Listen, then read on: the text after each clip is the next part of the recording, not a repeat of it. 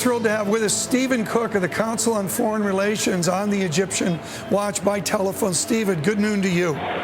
Good afternoon. You have a beautiful essay on your blog. Folks, go to the Council on Foreign Relations, go to Stephen Cook's blog. Let's bring it up here if we could right now. Stephen Cook, who is this gentleman that wrote this wonderful essay, Hassan al-Sawaf, Why He Must Go Now? Folks, this is required reading. Egyptians, well, I've got to bring it up to so I can read it. Egyptians are not an inferior species incapable of living under the sophisticated climate of Western democratic principles. Even if we end up with an Islamic government, it will be our government. Stephen, who is this gentleman?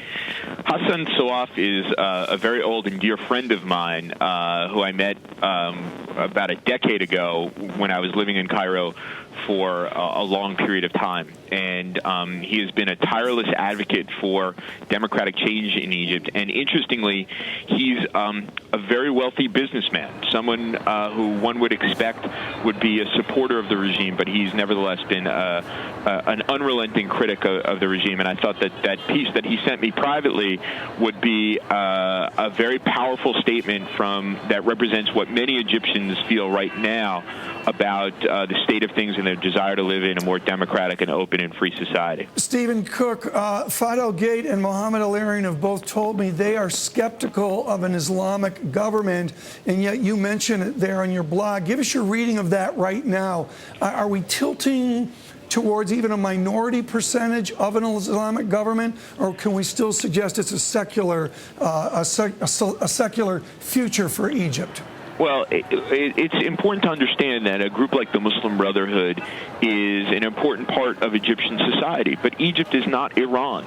It's unlikely, should this regime ultimately fall, that an Islamic state of Egypt would come to the fore. I think the people who are warning of that don't know a lot about Egypt. But it's important to remember, though, that the Muslim Brotherhood will be an important feature of Egyptian politics going forward. Should, once Mubarak goes, then there actually be a transition to democracy. By no means is that assured, but this would certainly be a first step. Stephen Cook, you're a maven of social media. I steal from you like crazy where you're out on Twitter and such. Okay, social media can get us into protest. Can social media assist Egypt as they move on from President Mubarak? Well, I'm not sure whether social media can assist Egypt, but certainly it will be something that will be used by opposition groups either to continue their protests should Mubarak's supposed departure not augur an actual regime change, or they'll use it in an effort to build a broader, more representative, pluralist society. Can we compare and contrast Egypt and Iran? I mean, they both have a middle class. They both have a sense of nation. What is the Egyptian distinction versus Iran? Well, I think the real difference in this situation between, for example, the Islamic Revolution of 1979 is that in Iran you had this kind of charismatic leader, Ayatollah Khomeini, come to the fore, and who was able to enforce his political will and his worldview on a revolution that was rather broad.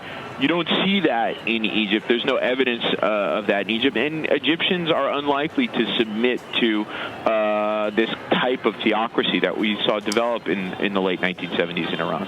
Will the youth listen to their elders? Well, that's a very, very interesting question, because we've seen in the last week, we had the wise men boomlet over last weekend. We had the Muslim Brotherhood negotiating with Omar Suleiman last weekend as well.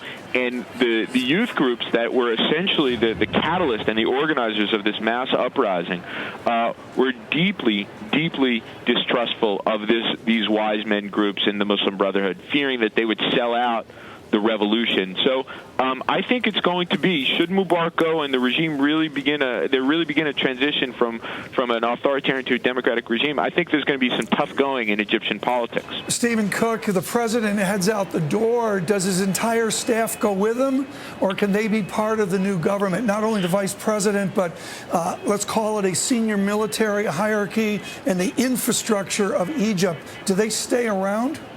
Well, certainly President Mubarak and the people around him are on the way out. What's important is the senior military command.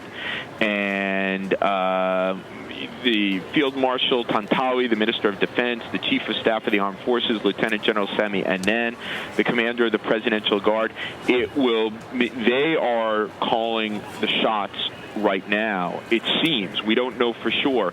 Right. But they are likely wanting to rescue the military as an organization, rescue it from this very difficult situation, and at this point they see President Mubarak as a liability.